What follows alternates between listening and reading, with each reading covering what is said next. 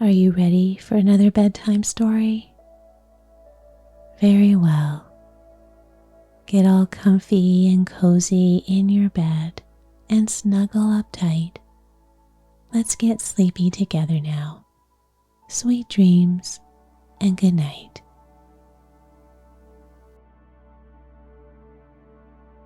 The Wonderful Wizard of Oz by L. Frank Baum. Chapter 4. The Road Through the Forest. Toto didn't like this addition to the party at first. He smelled around the stuffed man as if he suspected there might be a nest of rats in the straw, and he often growled in an unfriendly way at the Scarecrow. "Don't mind Toto," said Dorothy to her new friend. "He never bites." "Oh, I'm not afraid," replied the Scarecrow. "He can't hurt the straw. Do let me carry that basket for you. I shall not mind it, for I can't get tired. I'll tell you a secret," he continued, as he walked along. "There is only one thing in the world I'm afraid of." "What is that?" asked Dorothy. "The Munchkin farmer who made you?" "No," answered the Scarecrow. "It's a lighted match." After a few hours, the road began to be rough, and the walking grew so difficult that the Scarecrow often stumbled over the yellow bricks, which were here very uneven. Sometimes, indeed, they were broken or missing altogether, leaving holes that Toto jumped across and Dorothy walked around. As for the Scarecrow, having no brains, he walked straight ahead, and so stepped into the holes and fell at full length on the hard bricks. It never hurt him, however, and Dorothy would pick him up and set him upon his feet again, while he joined her in laughing merrily at his own mishap. The farms were not nearly so well cared for here as they were farther back. There were fewer houses and fewer fruit trees, and the farther they went, the more dismal and lonesome the country became. At noon, they sat down by the roadside, near a little brook, and Dorothy opened her basket and got out some bread. She offered a piece to the Scarecrow, but he refused. "I'm never hungry," he said, "and it's a lucky thing I'm not, for my mouth is only painted. And if I should cut a hole in it so I could eat, the straw I'm stuffed with would come out, and that would spoil the shape of my head." Dorothy saw at once that this was true, so she only nodded and went on eating her bread. "Tell me something about yourself and the country you come from," said the Scarecrow when she had finished her dinner. So she told him all about Kansas, and how gray everything was there, and how the cyclone had carried her to this strange land of Oz.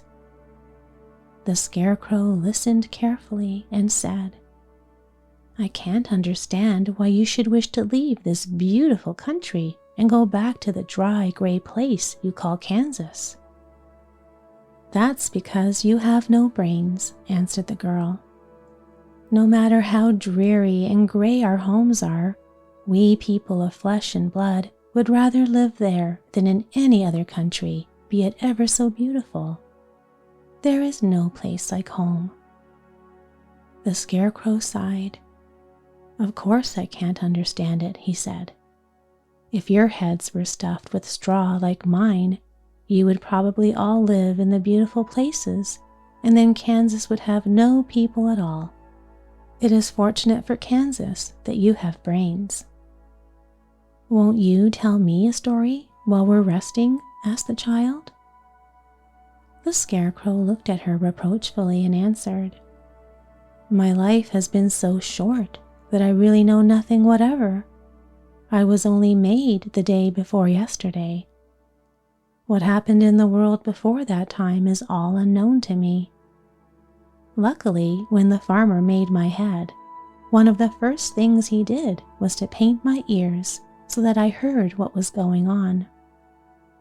there was another munchkin with him, and the first thing I heard was the farmer saying, "How do you like those ears?" "They aren't straight," answered the other. "Never mind," said the farmer. "They are ears just the same," which was true enough. "Now I'll make the eyes," said the farmer. So he painted my right eye, and as soon as it was finished, I found myself looking at him and at everything around me with a great deal of curiosity, for this was my first glimpse of the world. "That's a rather pretty eye," remarked the munchkin who was watching the farmer. "Blue paint is just the color for eyes." "I think I'll make the other one a little bigger," said the farmer. And when the second eye was done, I could see much better than before. Then he made my nose and my mouth, but I did not speak, because at that time I didn't know what a mouth was for.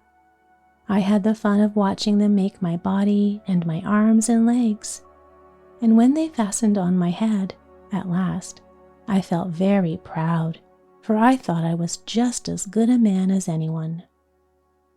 "This fellow will scare the crows fast enough," said the farmer. "He looks just like a man." "Why, he is a man," said the other, and I quite agreed with him. The farmer carried me under his arm to the cornfield and set me up on a tall stick where you found me. He and his friend soon after walked away and left me alone. I did not like to be deserted this way, so I tried to walk after them, but my feet would not touch the ground, and I was forced to stay on that pole.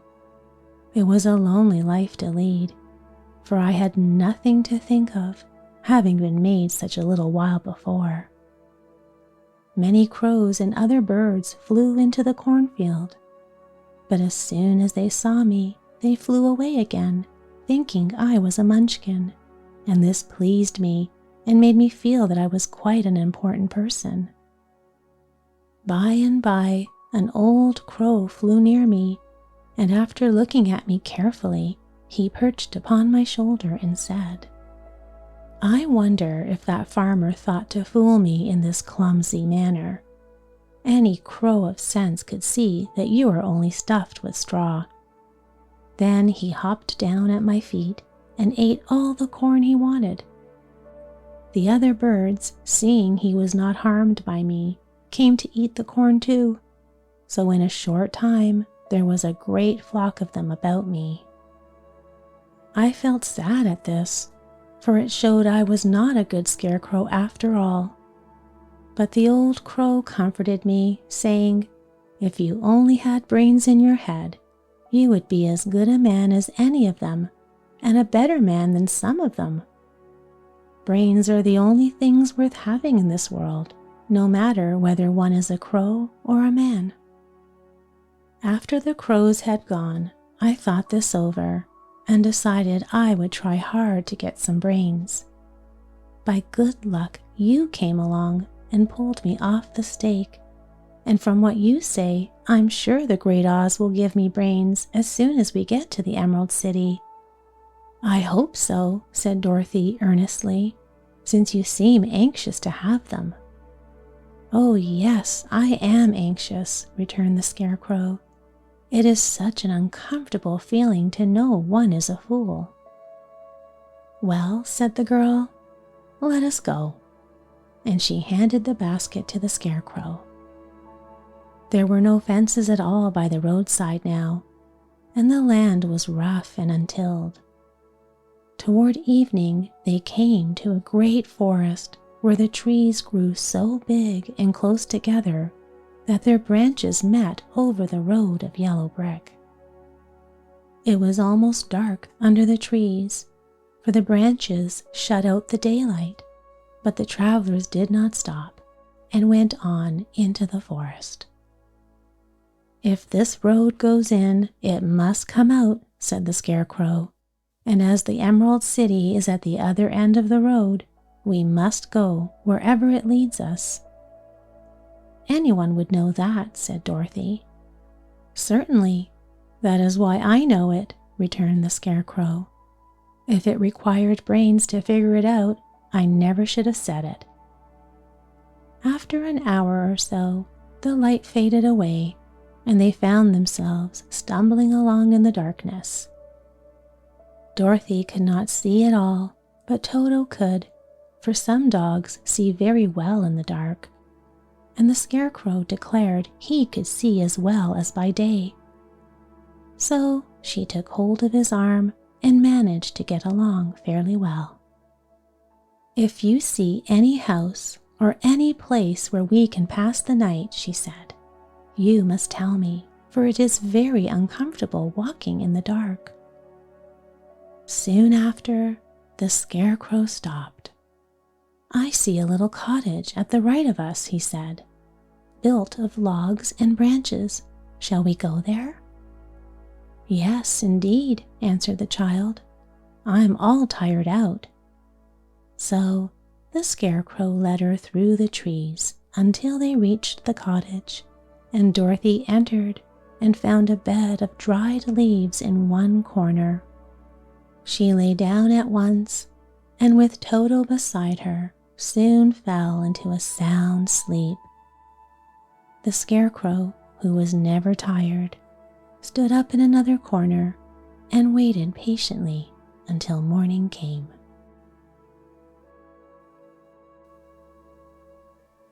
Chapter 5. The Rescue of the Tin Woodman. When Dorothy awoke, the sun was shining through the trees, and Toto had long been out chasing birds around him and squirrels. She sat up and looked around her. There was the Scarecrow, still standing patiently in his corner, waiting for her. "We must go and search for water," she said to him. "Why do you want water?" he asked.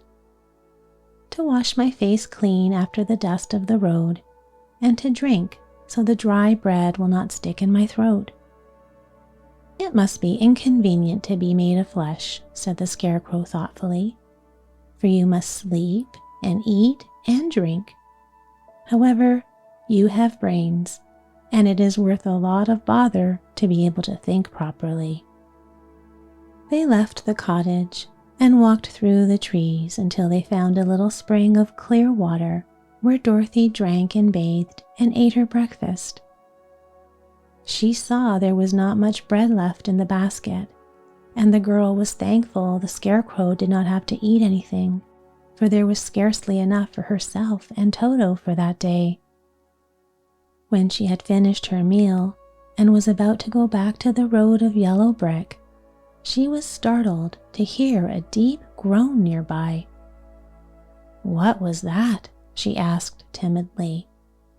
"I can't imagine," replied the Scarecrow, "but we can go and see."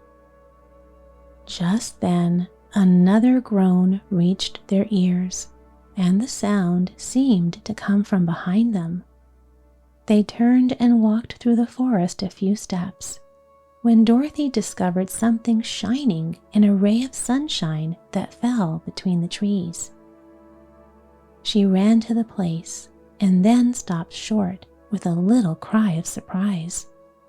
One of the big trees had been partly chopped through, and standing beside it with an uplifted axe in his hands was a man made entirely of tin. His head and arms and legs were jointed upon his body, but he stood perfectly motionless as if he couldn't stir at all.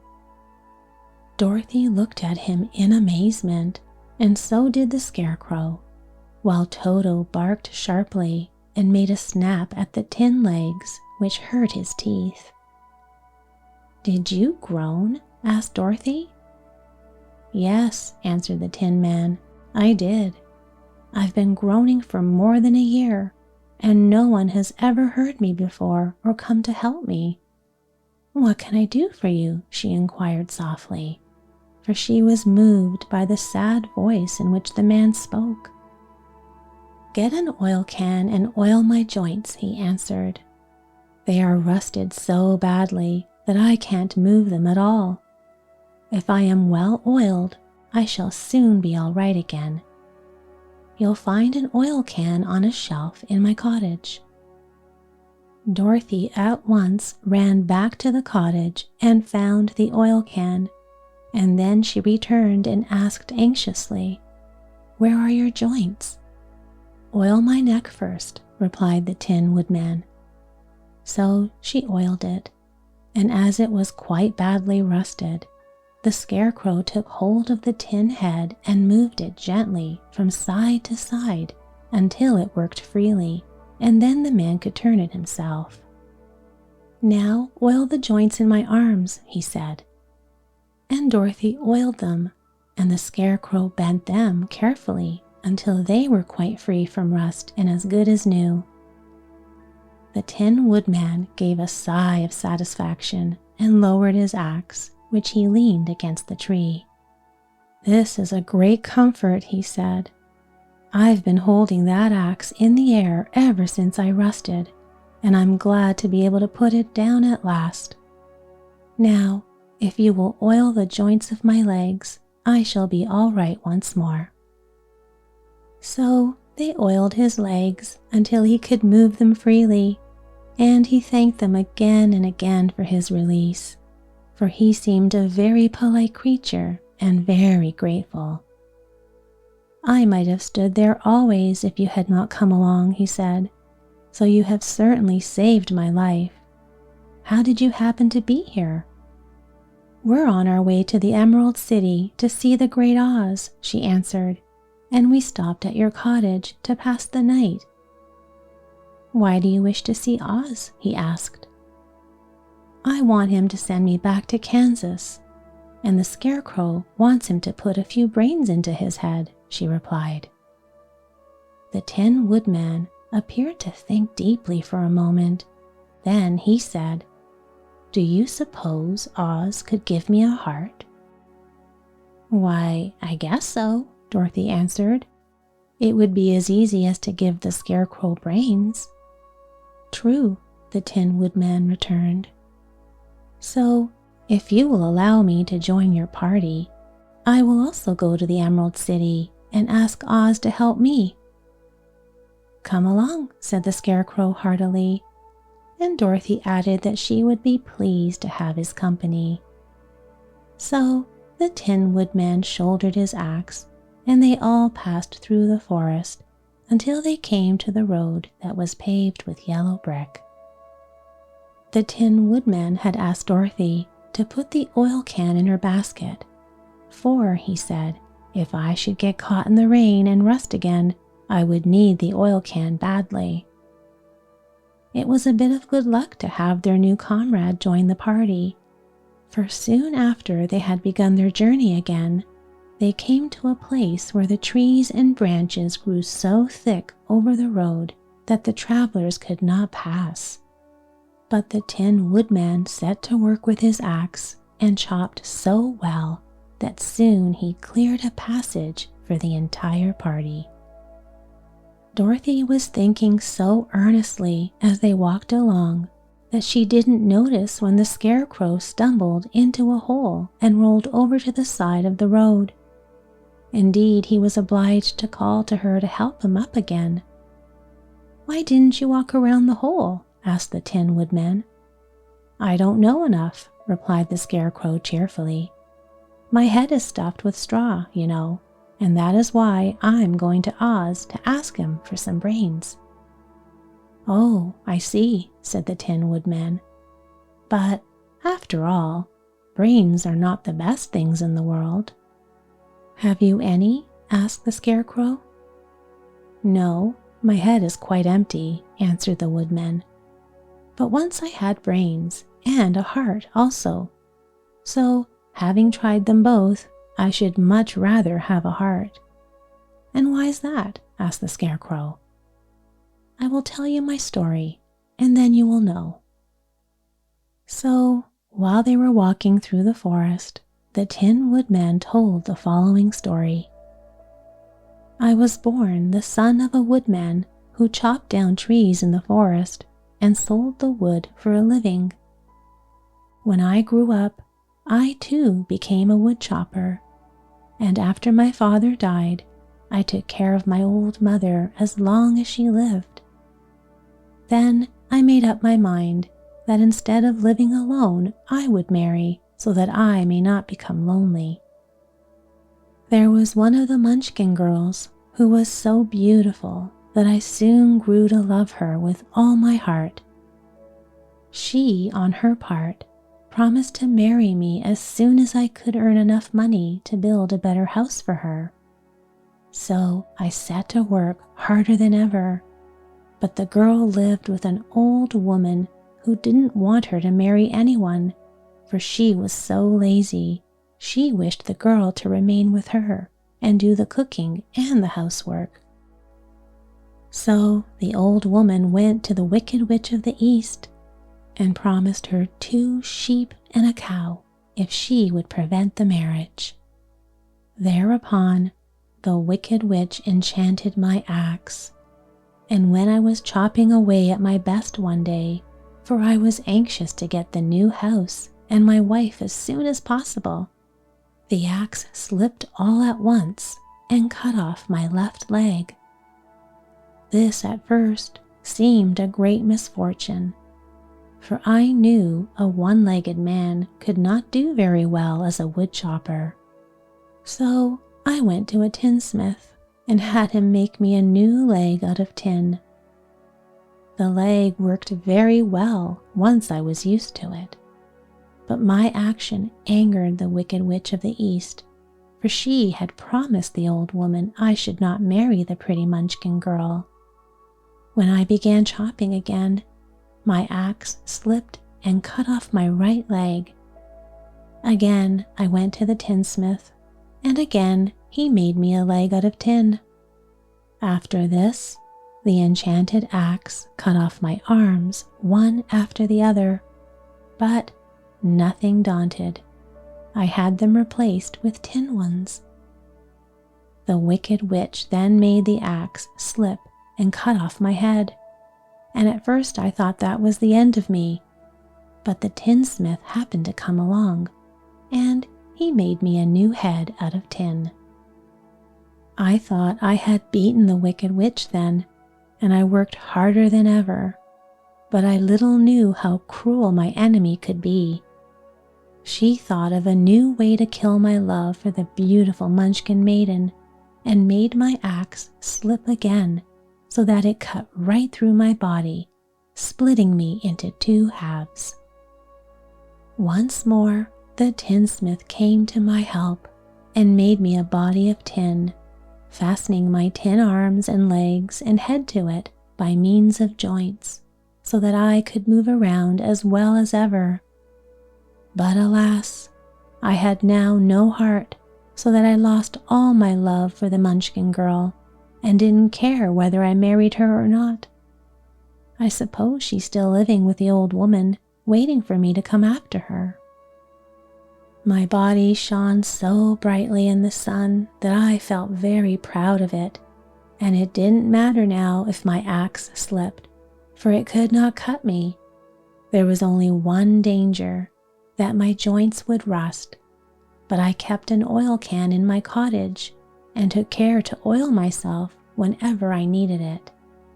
However, there came a day when I forgot to do this, and, being caught in a rainstorm, before I thought of the danger, my joints had rusted, and I was left to stand in the woods until you came to help me. It was a terrible thing to undergo, but during the year I stood there, I had time to think that the greatest loss I had known was the loss of my heart. While I was in love, I was the happiest man on earth, but no one can love who has not a heart, and so I'm resolved to ask Oz to give me one. If he does, I will go back to the Munchkin maiden and marry her. Both Dorothy and Scarecrow had been greatly interested in the story of the Tin Woodman, and now they knew why he was so anxious to get a new heart. "All the same," said the Scarecrow, "I shall ask for brains instead of a heart, for a fool would not know what to do with a heart if he had one." "I shall take the heart," returned the Tin Woodman, "for brains do not make one happy, and happiness is the best thing in the world." Dorothy didn't say anything, for she was puzzled to know which of her two friends was right, and she decided if she could only get back to Kansas and Aunt Em, it didn't matter so much whether the Woodman had no brains and the Scarecrow no heart, or each got what he wanted. What worried her most was that the bread was nearly gone, and another meal for herself and Toto would empty the basket. To be sure, neither the Woodman nor the Scarecrow ever ate anything, but she was not made of tin nor straw and could not live unless she was fed.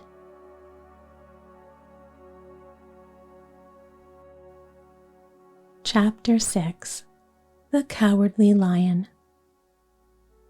All this time, Dorothy and her companions had been walking through the thick woods. The road was still paved with yellow brick, but these were much covered by dried branches and dead leaves from the trees, and the walking was not at all good. There were few birds in this part of the forest, for the birds love the open country where there is plenty of sunshine. But now and then there came a deep growl from some wild animal hidden among the trees. These sounds made the little girl's heart beat fast, for she did not know what made them. But Toto knew, and he walked close to Dorothy's side and did not even bark in return. "How long will it be," the child asked of the Tin Woodman, "before we're out of the forest?" "I cannot tell," was the answer, "for I have never been to the Emerald City. But my father went there once, when I was a boy, and he said it was a long journey through a dangerous country.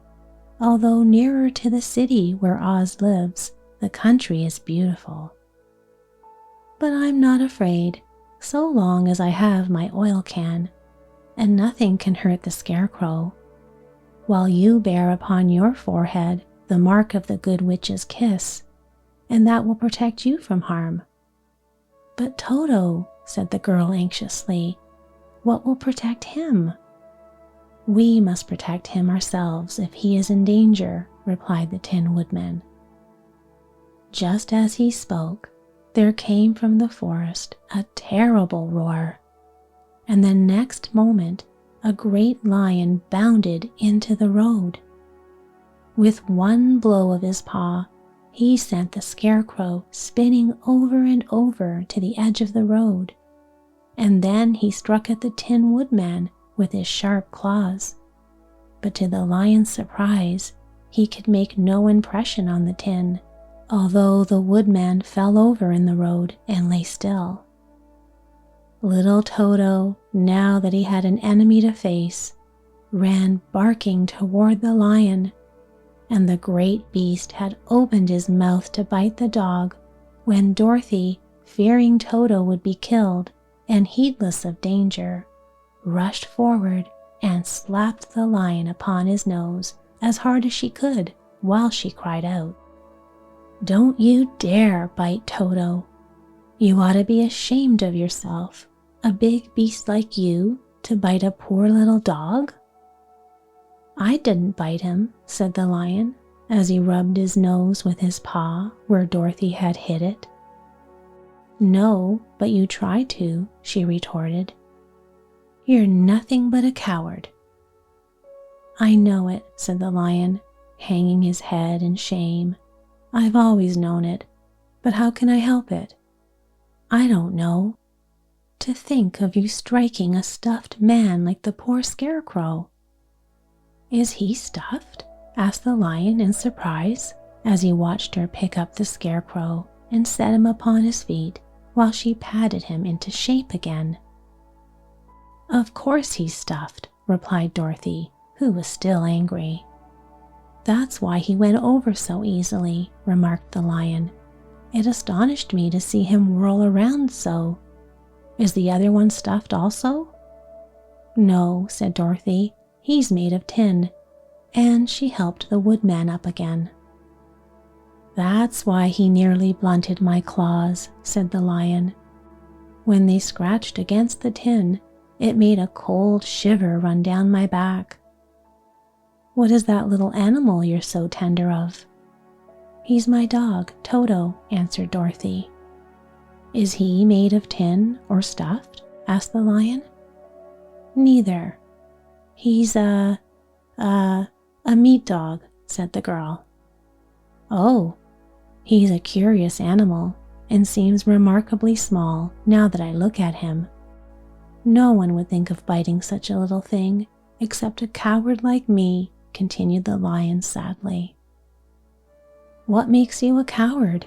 asked Dorothy, looking at the great beast in wonder, for he was as big as a small horse. "It's a mystery," replied the lion.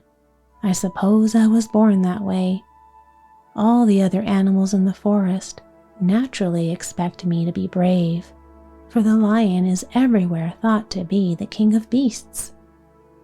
I learned that if I roared very loudly, every living thing was frightened and got out of my way.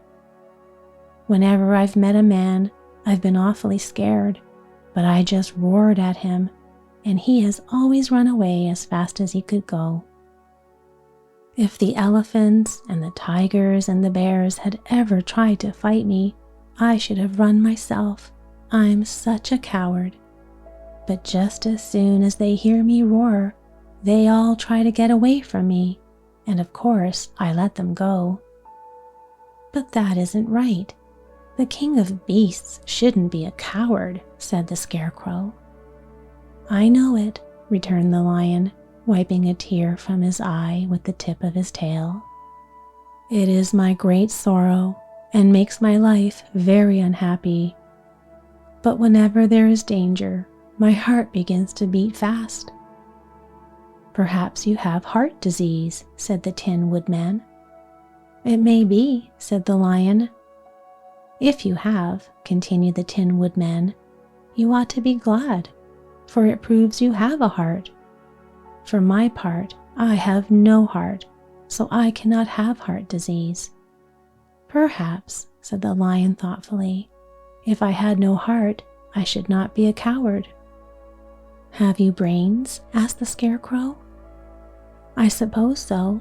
I've never looked to see," replied the lion. "I'm going to the Great Oz to ask him to give me some," remarked the scarecrow, "for my head is stuffed with straw." "And I'm going to ask him to give me a heart," said the woodman. "And I'm going to ask him to send Toto and me back to Kansas," added Dorothy. "Do you think Oz could give me courage?" asked the Cowardly Lion. "Just as easily as he could give me brains," said the Scarecrow. "Or give me a heart," said the Tin Woodman. "Or send me back to Kansas," said Dorothy. "Then, if you don't mind, I'll go with you," said the lion, "for my life is simply unbearable without a bit of courage." "You will be welcome," answered Dorothy, "for you will help to keep away the other wild beasts. It seems to me they must be more cowardly than you are if they allow you to scare them so easily." "They really are," said the lion, "but that doesn't make me any braver, and as long as I know myself to be a coward, I shall be unhappy." So once more the little company set off upon the journey, the lion walking with stately strides at Dorothy's side. Toto didn't approve of this new comrade at first, for he could not forget how nearly he had been crushed between the lion's great jaws. But after a time, he became more at ease, and presently Toto and the Cowardly Lion had grown to be good friends.